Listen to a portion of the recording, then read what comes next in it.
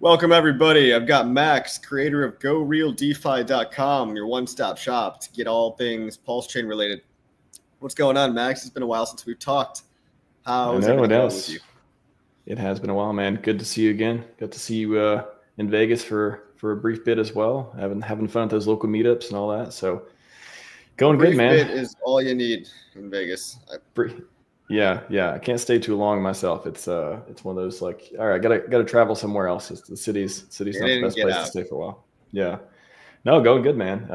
Besides all the gatekeeping that GoRealDeFi has to fight through on the X platform, and otherwise, if you didn't know, PulseChainApp.com goes to the same place. So that one, hopefully, knock on wood, is not gatekept right now. PulseChainApp.com, same place, same thing. Thank you for keeping one step ahead of the gatekeepers, because for people that don't know, just like app.pulsex.com as well as GoRealDeFi.com, you can't post the links on X. They are false flagged as something malicious, even though they're obviously not. But we've been dealing with this kind of censorship for 5 years now in the Hex ecosystem. And when PulseChain came out, same deal. They've been taking down websites. What's the latest in censorship other than yours? I feel like there was something that, Rabby just delisted us. MEXC decided to drop us. No reason. We've been delisted and people have tried to throw dirt on our name for forever. You just got to build around it. Get knocked down 69 times, get up 70. There you go. Yeah, and I appreciate you for just being persistent on that, because a lot of people would be like, oh, well, what else can I do? But you keep going. And when one gate closes, another one opens, or three more open. So one of the cool things that happened, it's not cool that Rabby delisted us and that DBank delisted us. And as much as I hate to say it, DBank was still the best portfolio tracker. That's pretty cool. I haven't found anything multi-chain. I'm hoping that Friend Cabal, shout out to Giga, I'm hoping that his friendcabal.com tracker one day will go multi-chain. He plans to, and I think he's a smart guy with a good team behind him. Fatty.io is kind of close, but they don't have the base network. Not like that's super critical. And this is all stuff that people have done for free, but there's basically what I'm saying is there's been an explosion of portfolio trackers, plsfolio.com. There's a super recent one that Richard Hart posted called plsdashboard.link. So everyone's now scrambling to try to make a really cool new portfolio tracker. Hexscout.com has been one of my favorites for a long time. They've also done a mobile app. Hexscout.com on iOS and Android.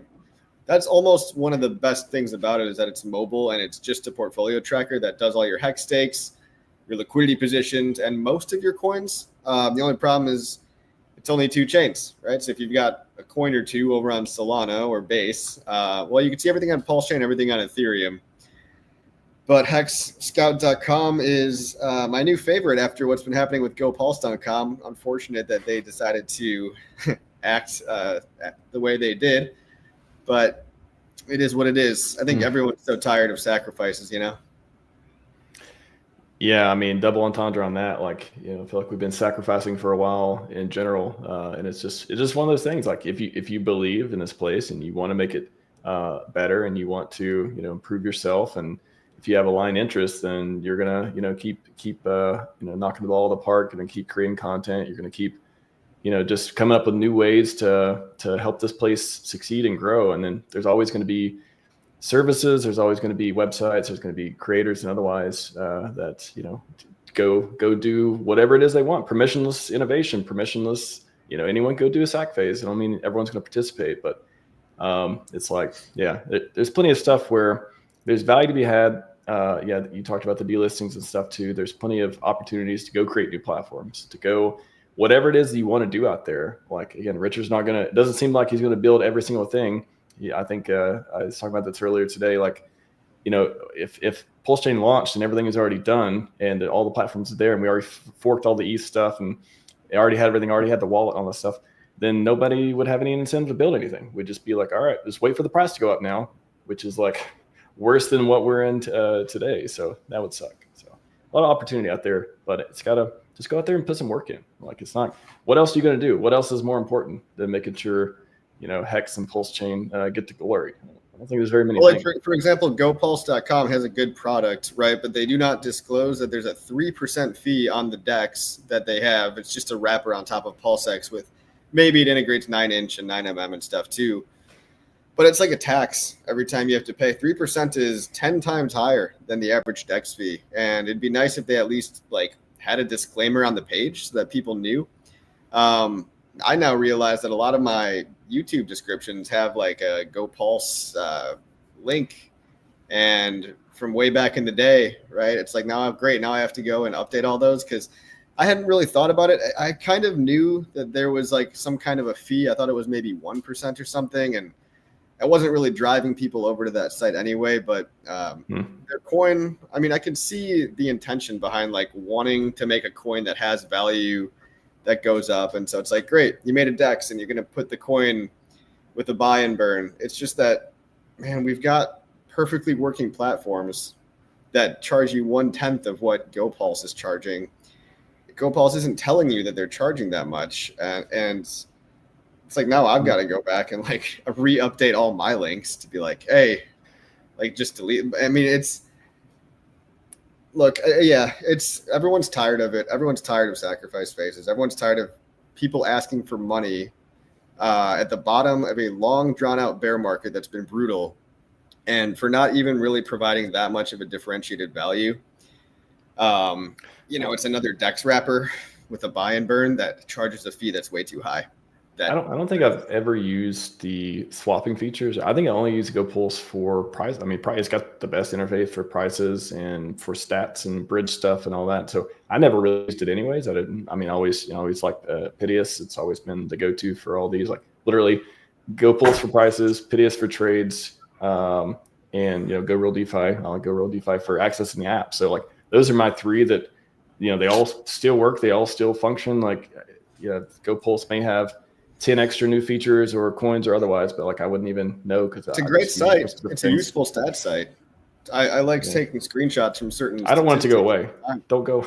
I don't want the stats to go away. Like it's a really important site. You got to realize and there's also something weird about that one where it's like they might have sold the site to somebody else and not disclosed that they've sold it. So it might not even be the original owner, but it does seem kind of like just a minimal value added, maximal money grab situation. I mean, people make meme coins every day. So it's like, we can't just sit around and cry about it. It's just, I understand the frustration point with everybody about like asking for money for something that's just, what's really new here? What's innovative? Well, maybe they'll get feedback from the community and go from there. So that's the best we can hope for is like everyone just keep building minimal drama, and like we're like, hey, if this doesn't work, it doesn't work. It's if it's a business, they're running like a business, then maybe they'll. Yeah, it is interesting to see whose hands it'll end up in and otherwise, but it's par for course, man. This is PulseChain. Yeah. I mean, there's always going to be them too, and it's like these aren't going to stop. Like people aren't going to stop asking for money for their cool ideas. In crypto, it's like everybody gets to act like they're the VC or the angel investor, right? It's crowdfunding. There's no accredited investor status. And if the crowd thinks your idea is dumb, then let them say that it's dumb. Like this GoPulse one, I'm not very enthusiastic about it. However, at the same token, a lot of the negative attention it's gotten has given it so much free press that I remember logging onto Twitter the day it came out and I'm like, I wouldn't have known about this if everybody wasn't so angry about it. So like, I think the best thing to do, for something that like, angry knowledge transfer. Yeah. So, I mean, the best thing to do is just, I focus on Hex Scout, focus on like maybe a different portfolio tracker or, wait and see if they actually do end up making something valuable. The least they could do is put a disclaimer on the site saying, yo, there's a 3% fee every time you trade here. That's kind of. You really got to look at everything through, again, the lens of red candle syndrome. It is like everything that happens, like it's going to be way more dramatic than it may be, at first sight. So it's, I literally did a poll the other day, and I know we'll talk about the Pulse conference in a minute as well. But like I was like, hey, would you want a PulseX conference, later in the summer? I literally almost 50% said no. how are you voting to have like less creation, less conferences? Like, it's like that to me was just like, okay, seriously, like you don't even have to do anything. You can participate or not. But like the fact that you don't want more promotion of your bags is like, that's total red candle syndrome to me. I think the frustration with all that is that a lot of it is preaching to the choir. Sometimes the conferences, I mean, I think they're great, and I commend you for taking that initiative, because I'd like to see your version of it. I'd like to see, I think I'm going to speak at the PulseChain online conference, and these things are good to do for community building and for other people being able to kind of say how they feel. I know you're making it only PulseChain, right? Like no external project shills. Is that it? Yeah, good question. I mean, yeah, part of it is like just basically no coin pitches. Like maybe that's the most interesting part is, there are some projects that, maybe they just want to come up and say, here's why you should buy the coin. But yeah, I really wanted to frame the conference in a way that's like talking about the tech, talking about like what's available, what the stuff people can use. And yeah, if you want to talk about, it's not like you're going to get rejected for talking about a meme coin or talking about some other token that's on PulseChain or has some kind of influence or a crossover with it. But I just didn't want it to be like, here's 30 minutes where I tell you how to buy my coin and why you should buy it and all that stuff.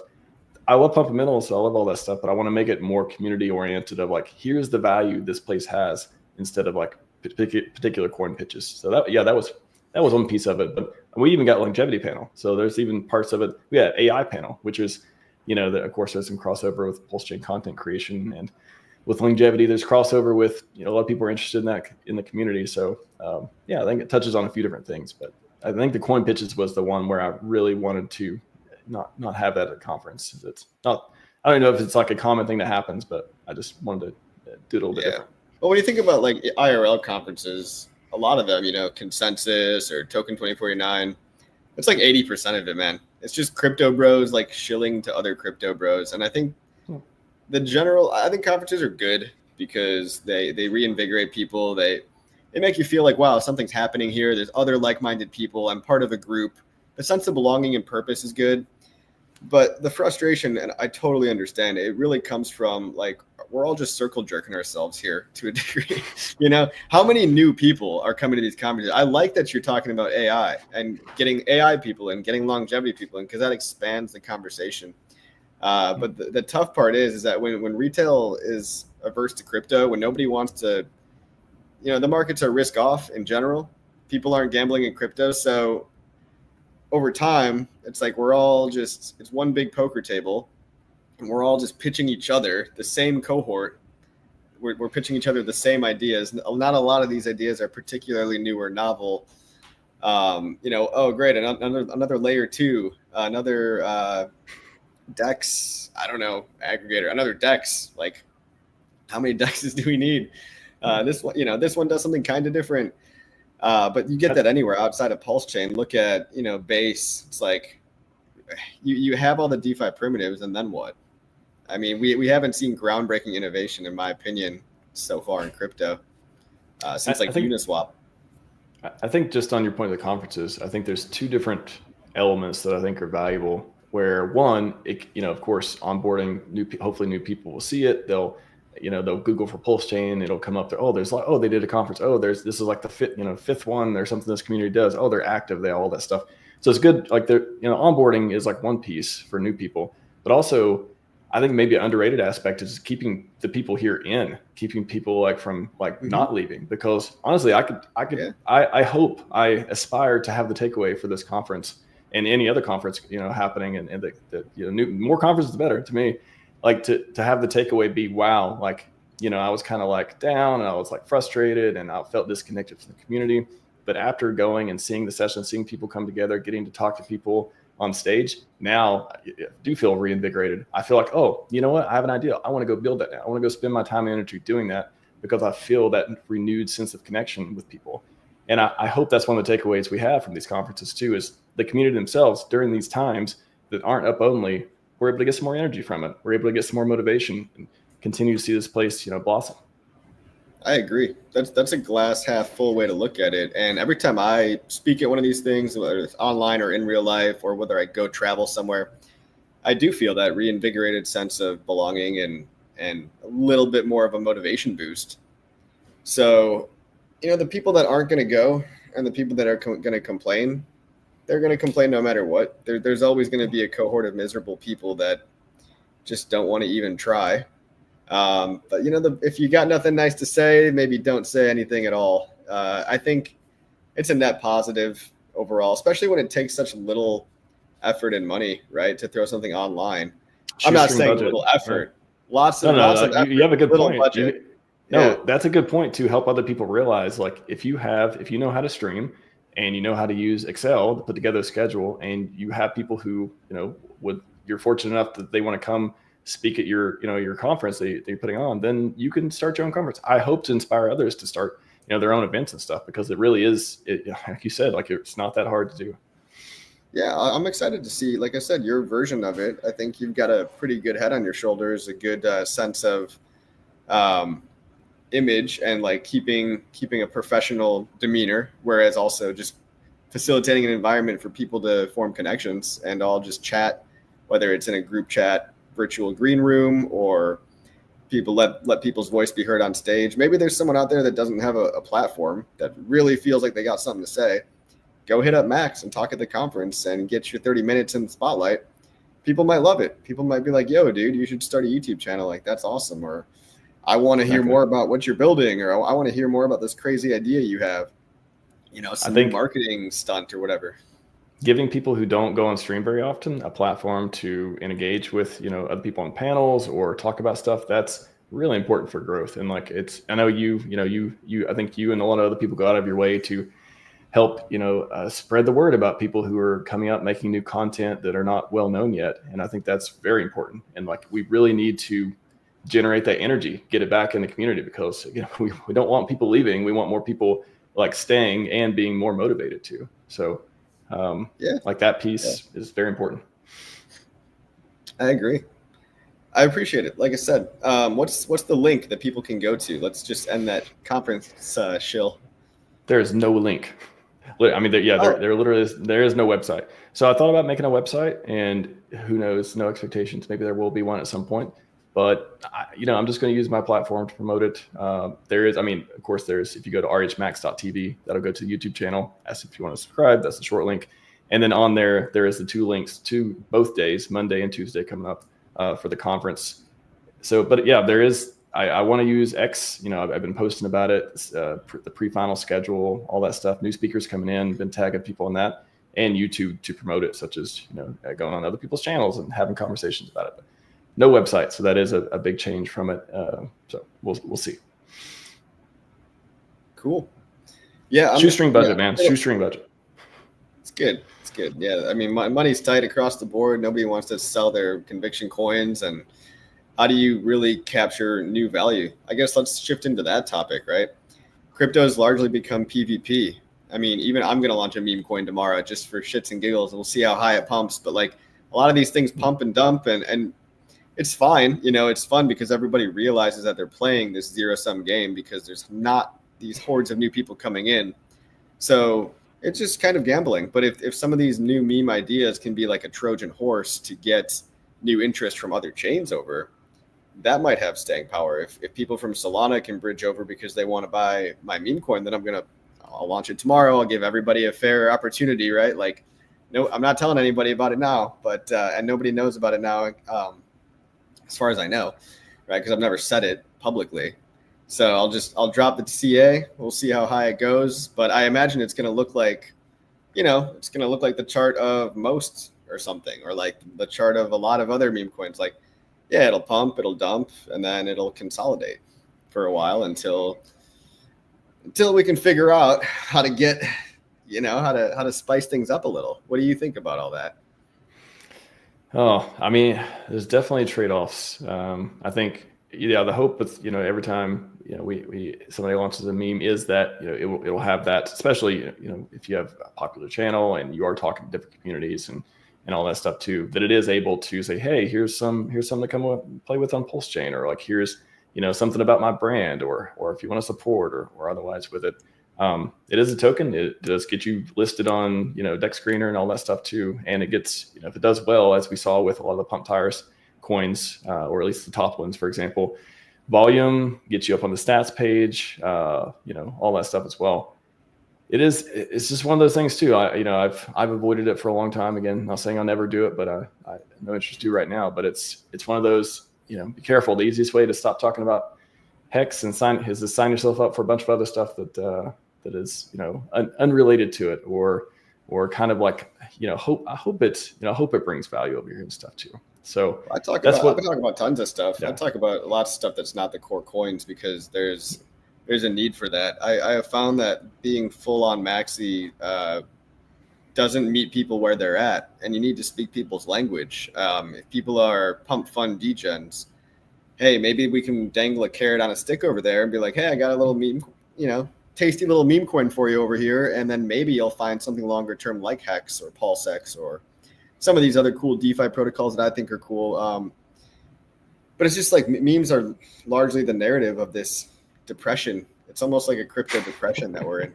It's an apathy way to put it, yeah, people have been like, well, my conviction plays, whether it's Phantom or Filecoin or the thing that I read the white paper for, or the thing that I did the hours of research that I spent so long researching, it's not going anywhere because there's a million other shit coins out here and it's an attention casino and everyone's hopping from coin to coin. And even my so-called blue chip memes, if that's even a thing, like Bonk or Peanut or Fartcoin or whatever, even that's all down and pretty much round tripped as well. So people are like, yeah, I'm looking for something to believe in, but there's not enough attention to go around at the moment. What keeps me going is that still 90% of the world's not in yet. It's just not easy enough to get in yet. And I think now the real breakthroughs are going to have to be in the ease of use. Wallets and bridges and interoperability getting easier.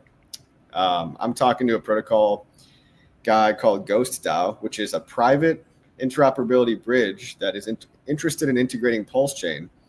And if more of us like spin up a node on their testnet and join their Telegram, they're going to be even more excited to list PulseChain. And I think that kind of infrastructure is really exciting when someone can just get their wallet and, oh, I've got this plugin in my wallet to just like flip my ETH over to PulseChain. Like if Orbiter would list PulseChain or if dBridge would list PulseChain, we need that kind of shit too.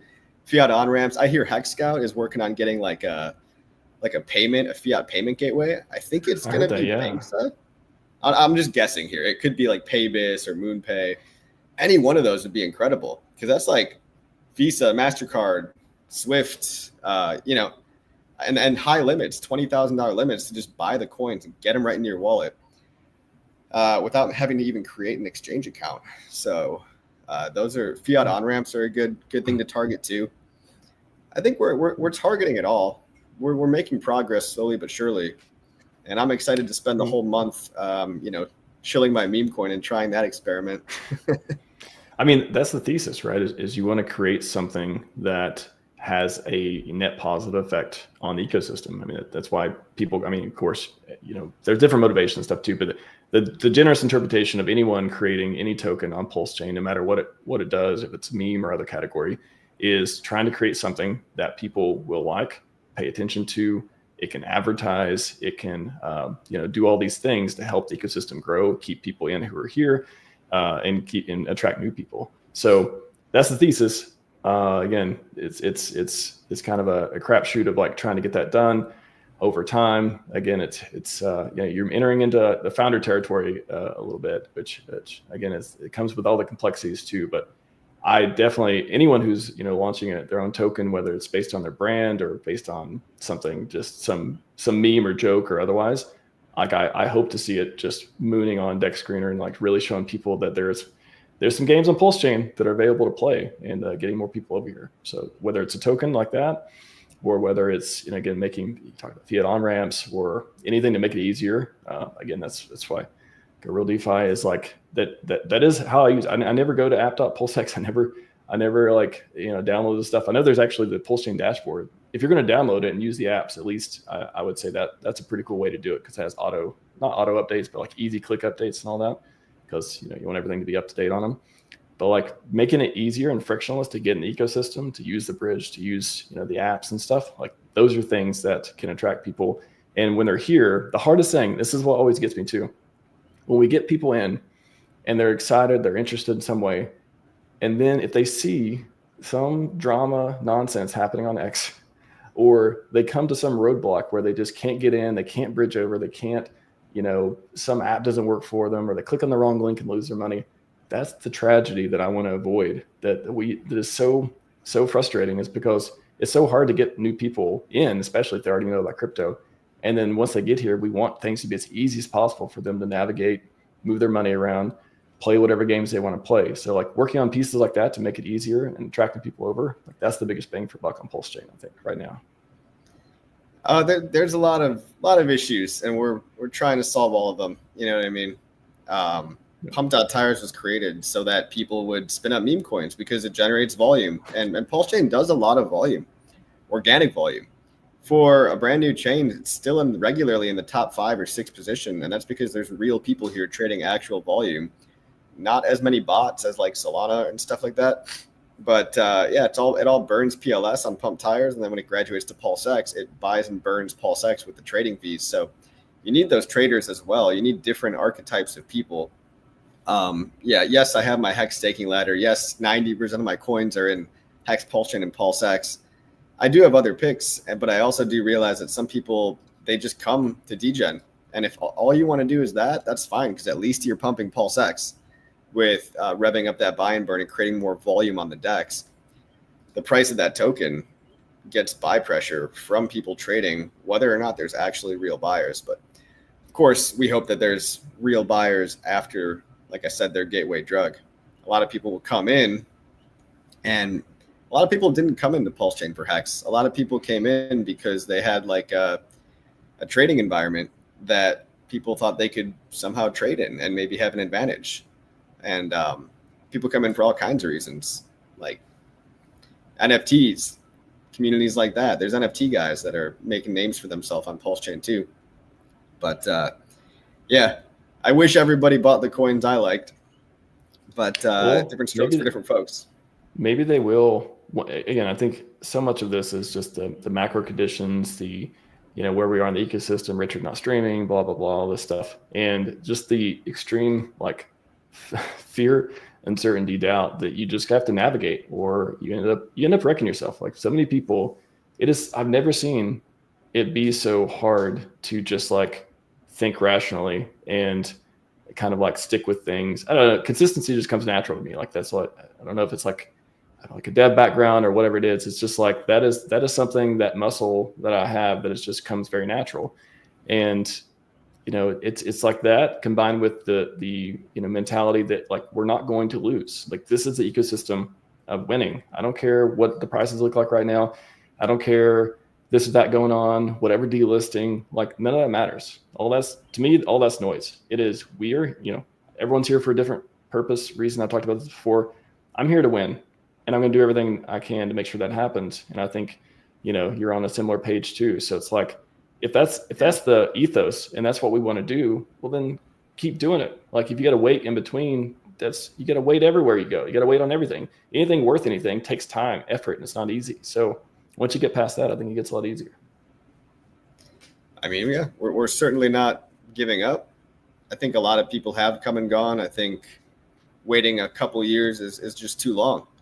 But we're not necessarily waiting as much as we are doing whatever we can, whether it's something like a silly little meme coin, or integrations with a new bridge, or making hundreds or thousands of YouTube videos about how-tos and hex staking and what's the new narrative and what's happening with Richard Hart, making websites, making it accessible, education, courses.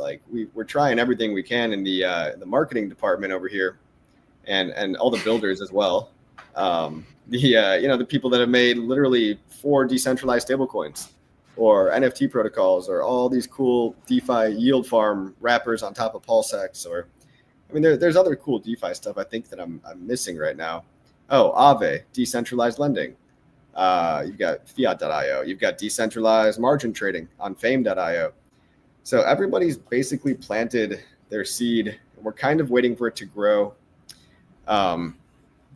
people have built such awesome DeFi stuff, and I just don't see it getting a lot of traction right now because, I mean, like Richard even noticed, a lot of the attention economy is in degen casino land. So what are you going to do, right?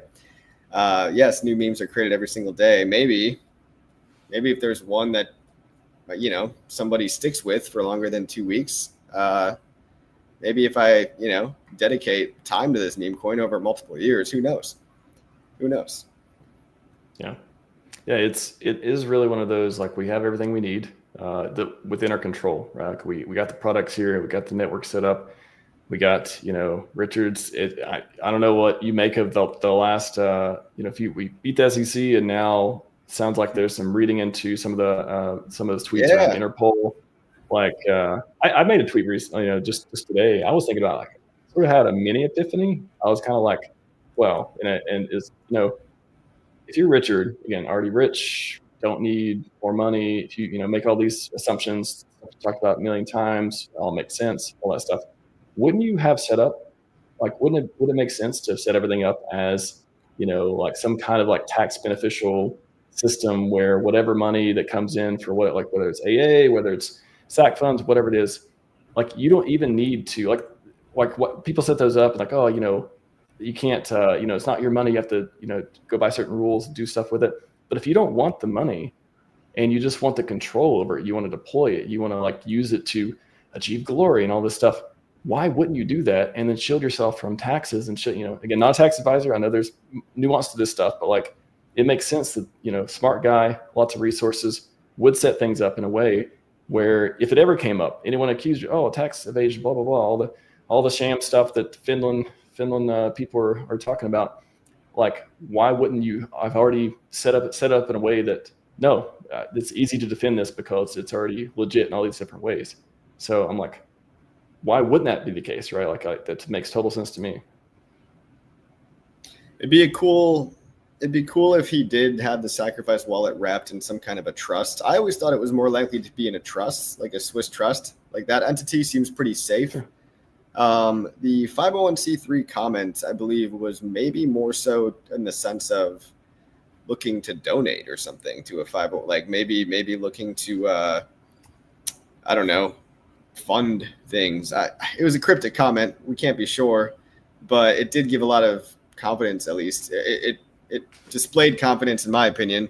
My first thought was, oh shit, like, he's really confident he's going to beat Interpol. Oh shit, we're good. Yeah, that was my instinct. Yeah. Like, I mean, for people that don't know, he beat the SEC, and the SEC seems to have been the U.S. three-letter agencies seem to have been the originators of another bogus Interpol red notice in which they accused him of tax evasion and assault of a minor.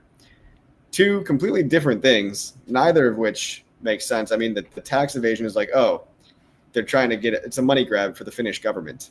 The Finnish government thinks that the sacrifice money should go to them, but it's like, I think he's just got to clear his name up from that red notice list, which every year, actually, I think Interpol meets about 3 times a year. And every time they meet, they probably discuss the priority list. And if he can get that priority bumped up in terms of a sense of urgency to maybe drop the bogus claims, we might see Interpol gone before the end of this year, which just more gasoline on the fire.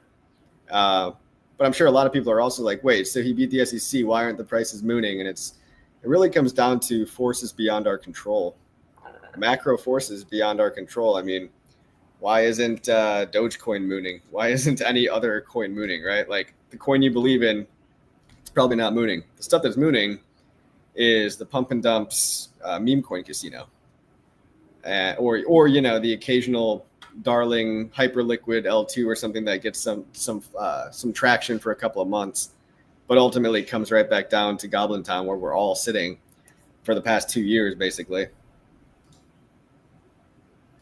Yeah, I don't know. I think a lot of the stuff is, people talk about being priced in, or just literally just not in the macro conditions where we would want it to even.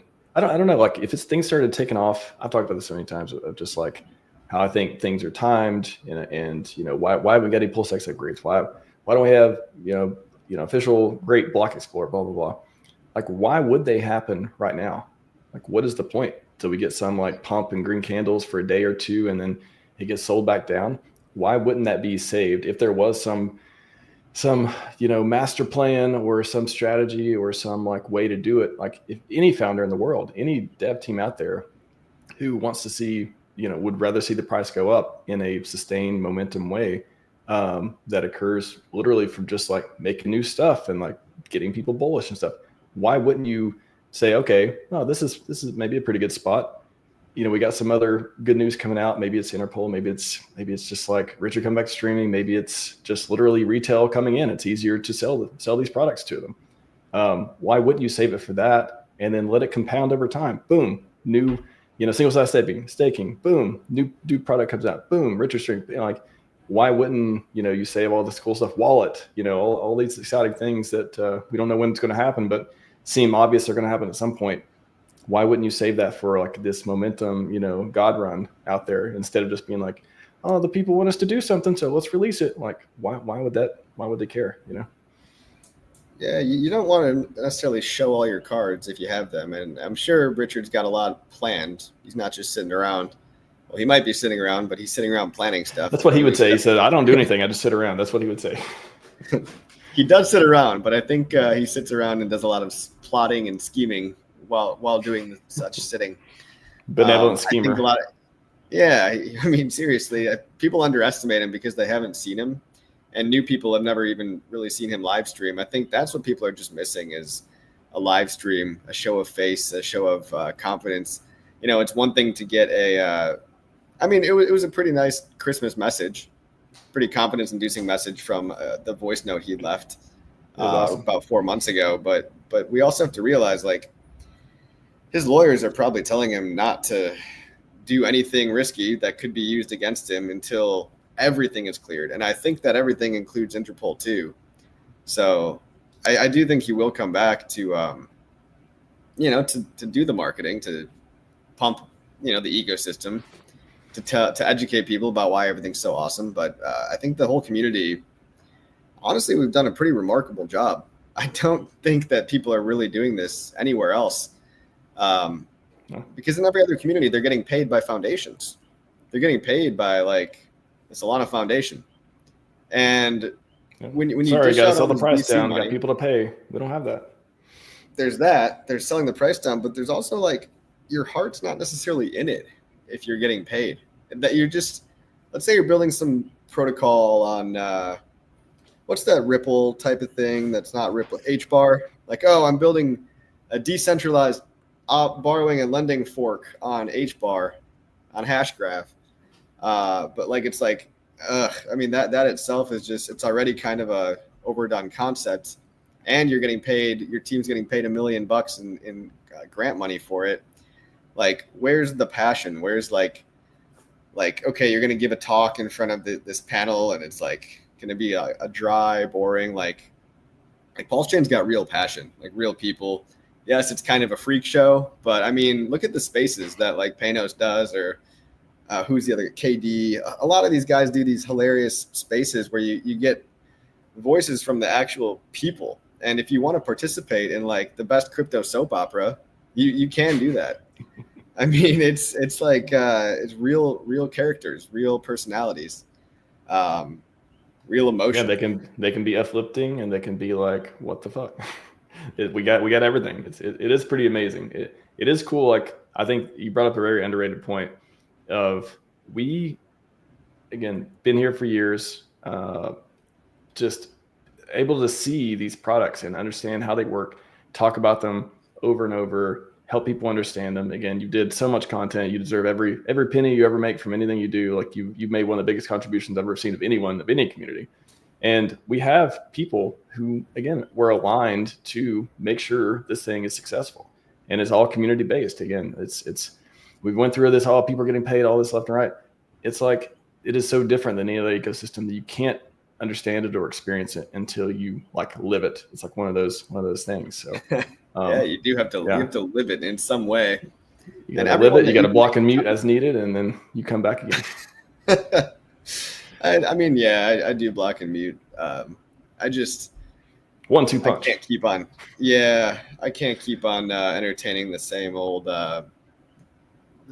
false narratives. You know what I mean? After a certain point, they're just not interesting to me. But there's plenty more cool stuff out there. You know. Well, man, great to chat with you again. I gotta run, and I'll You do the gotta go? conference finalized schedule. Yeah, Oh, dude, that was so quick. I'm sorry.